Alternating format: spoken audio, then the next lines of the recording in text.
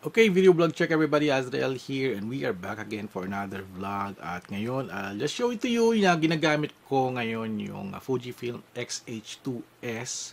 It's a mirrorless camera from Fujifilm Philippines.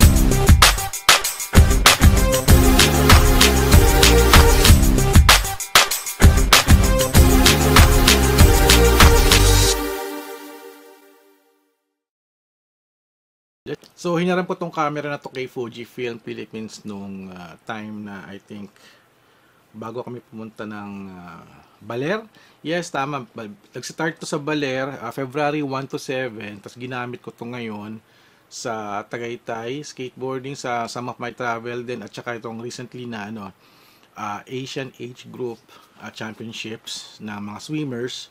So, ginamit ko tong camera. Unang-una na-intimidate ako dahil sa ganda at sa laki ng camera. By the way, I'm shooting this video sa aking Fujifilm X-T200. At medyo nakakalungkot after almost 1 month and 3 days. So, soli ko na tong camera kay Fujifilm kasi gagamitin nila for their some kind of seminar or workshop. So, almost naka 1 month din tayo nagamit. This is the Fujifilm X-H2S at lens na 70 to 300 mm f4, tama ba? f4 to 5.6. Super ganda ng lens na ito. It's perfect for shooting for travel, shooting for events, at shooting for sports competition. Kailang para putol yung ulo ko. Zoom out nga natin ng konti. Ayan. Medyo putol yung ulo ko eh. So, ayun yung masasabi ko, no? Super ganda nitong camera na to. Parang I think nasa 120,000 or 130,000 yata. No? Basta mga 100,000 plus. So, ayun, I did some search online at nakita ko, 130,000. It's the body only. Grabe ang mahal. Kaya, imbis na bumili tayo, manghiram na lang tayo ng camera kay Fujifilm. Sabi ko lang to, ang ganda nito. Super fast ng kanyang autofocusing. At yung niya, 40 FPS. Yung kanyang shutter speed. Yung, kumbaga, yung bilis ng pag-click. Actually, kung ginagamit yung 40, ginagamit ko lang yung 10 frame per second lang. Mga 10 lang ako kasi sobrang dami ng 40. Pero pag yung mga serious shots, hindi, I'm still sticking to 10 kasi sobrang trigger happy ako minsan pag sa mga action shots eh. Kaya limiting ito to 10 FPS. Pero syempre, if kailangan mo mag 40 FPS, you can use that options, no? So, pinagawa ko lang dito, pinipindot ko lang yung drive at eto siya, my God. Ayan, 40 FPS nakalagay dito. Kung nakikita nyo, no? Focus nga natin sa camera.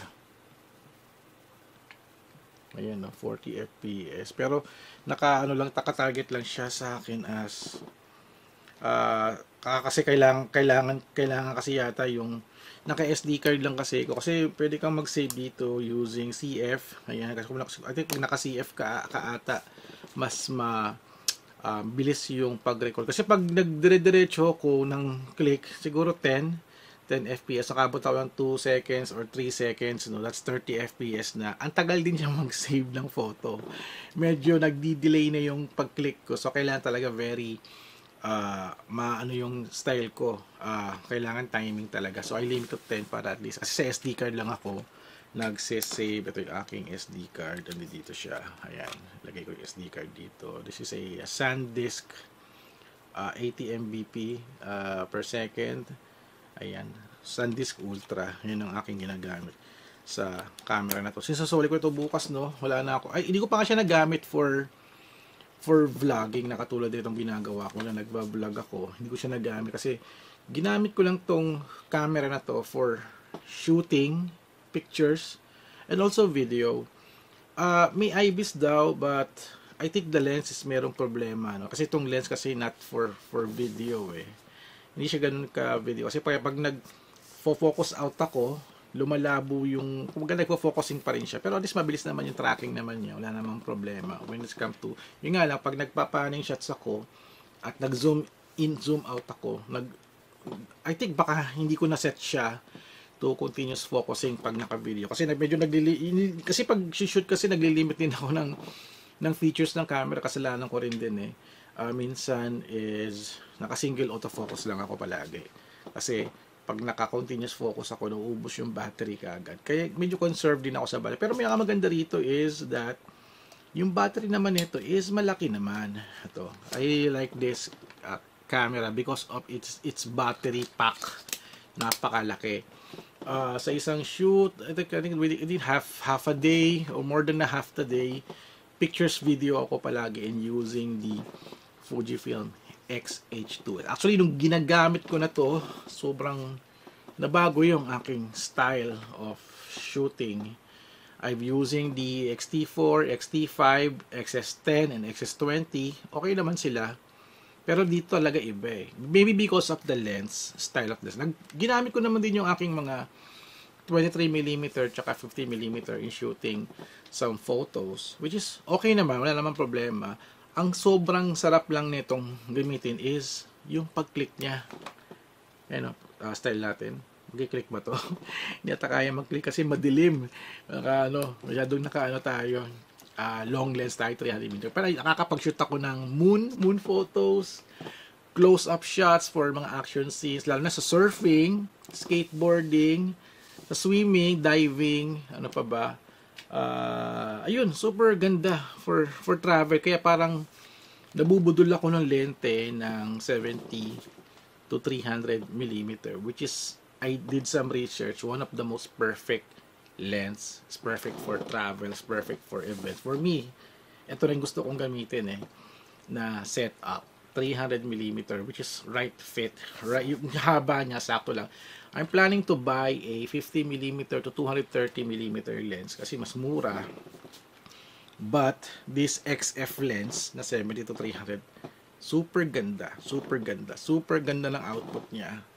Sobrang nabudol ako talaga dito. Parang I was planning na to mag-ipon to get that XH2S. Pero sabi nila mag-XT5 na lang daw ako. Pero sabi ko, depende rin kasi kung paano mo siya gagamitin. Pag nahawakan mo na, matagal na sa kamay mo, gusto mo na eh. Parang at kahit sabi nila, sana nag-XT5 na lang ako. Parang sakto lang naman din kasi yung kanyang budget, almost the same naman din. Pero hindi eh, yung speed pa rin ng ano eh.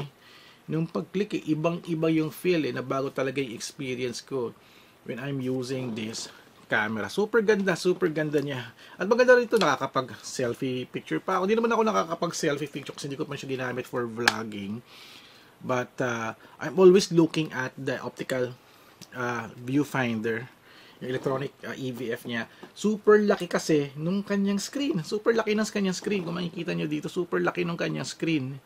At every time I shoot pictures and video, dito ako nakatingin palagi. Lagi ako nakashoot ng ganito. Kasi talagang kita ko lahat nung subject ko. Also for video.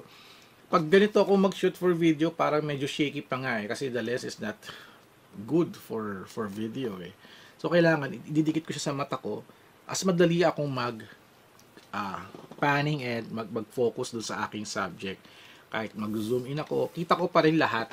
Pag dito kasi medyo shaky na naalog ako, pero since pag nakaganito ako, mas stable siya. Kahit sabi mo may IBIS naman siya, is still you need to adjust pa rin din on the way. Pinapanood ko yung mga ibang creators at saka yung mga photographers and videographers napaka-smooth ng gawa. Ako di pa ako sanay.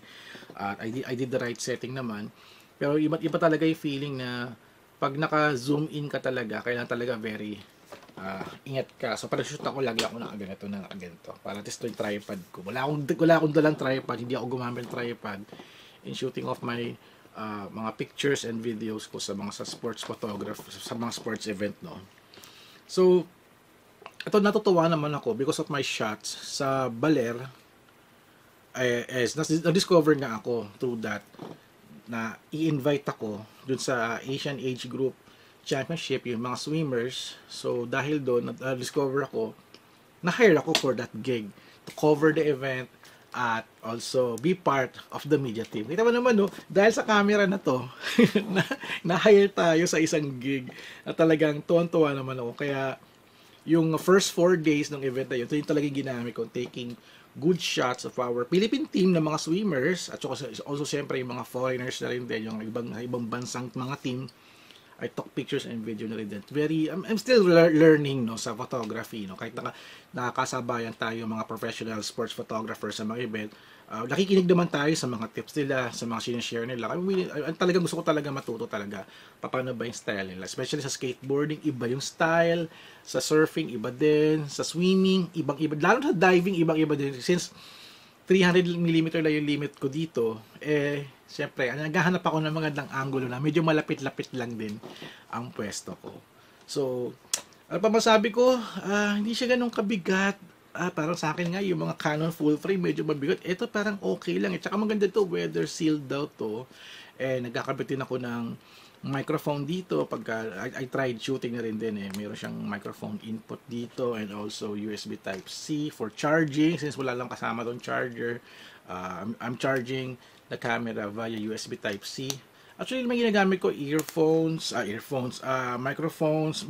Meron pa lang siyang earphone din, microphone tsaka earphones din, meron din. Pero yung headphones, di ko pa nagagamit Ano pa ba? So, for the buttons, I like the buttons, no? Sa mga X-T5, 3 yung dial niya. Ito isa lang. Napakadali. I'm always shooting at manual and also minsan aperture priority. Yung mga buttons dito, may buttons dito for the single autofocus, ito sa unahan, or kung sa mga continuous. Dito naman yung ISO, white balance, ito isang to, ano ba to? Para saan ba to? Yung eye detection, ayan lagi. Minsan ginagawa ko, ino-off ko na, kasi single autofocus naman ako palagi. Minsan pagka, mas gusto ko kasi yung single autofocus na walang face detection.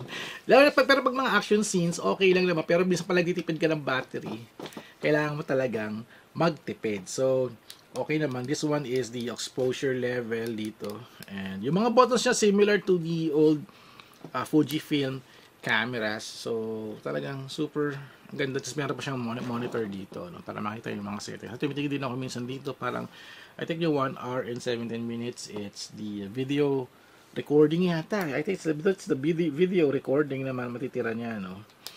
So, ayun, thank you so much kay Fujifilm for lending this. I'm ending my vlog here. Hindi na ako nakagawa ng buting-ting vlog about this camera. Kasi sasoli ko na rin din siya bukas at medyo nag-busy tayo sa lahat ng mga activities natin sa travel and also sa mga sports event. Ang galing ilang beses tayo. This February up to March sports tayo, no. So sana next may ma-invite ulit tayo. Kaso nga lang, just like dun sa Isabela Mambanti, ginagamit ko na yung XT200 ko to shoot pictures. Since wala akong telephoto, ginagamit ko yung luma kong telephoto ng Nikon na 200mm. Kaso nga lang manual lens na may adapter. So ayun, tiis muna tayo. Wala pa tayong pambili ng lens kasi napakamahal ng lens na ito. I'm still nasa kumbaga decision making stage pa ako if I'm going to get yung 16 to 80mm or get the 50 to 30mm. Kasi gusto ko kasi yung magkaroon ng all-around lens since yung kit lens nito, it's not that good minsan pag sa mga event shoot natin. Pero pag mga vlogging or casual shoot or mga shoot na kailangan huwag mabilis, the kit lens, itong 15 to 45 is okay. I'm shooting ito, XT200, 15 to 45mm. Ngayon ko lang ulit itong ginamit. Medyo bumababa yung tripod ko. Napupunta na ako sa ilalim. Alright, so thank you guys for watching. So, sana na-complete ko na yung aking camera journey, no. We're trying the high-end cameras na, no. So, nakakatawa. Maraming salamat kay Fujifilm Philippines for lending this camera at for trusting me na alagaan tong camera at gamitin at i-promote sa madlang people na napakaganda ng camera. Nababago yung aking style of shooting and also medyo konti nga lang yung actually hindi ko pa ako nakapag-vlog using this pero bukas aattend tayo ng Jollibee event. I'll try to use this as a vlogging rig. Pero syempre kailangan ko gumamit ng kit lens para mas maganda yung kasi mas wide, hindi pwede ito masyadong malaki to. Ayun, so thank you guys for watching and don't forget to subscribe, like and comment and I'll see you guys at the next video, vlog, adventure. Bye bye. Mga babae, tripod ko nakaulan si MT44 lang kasi ko ngayon eh. So, unti-unti siyang bumababa na. So, yun, kita kits at see you on the next vlog. Thank you so much, Fujifilm Philippines ulit. Alright.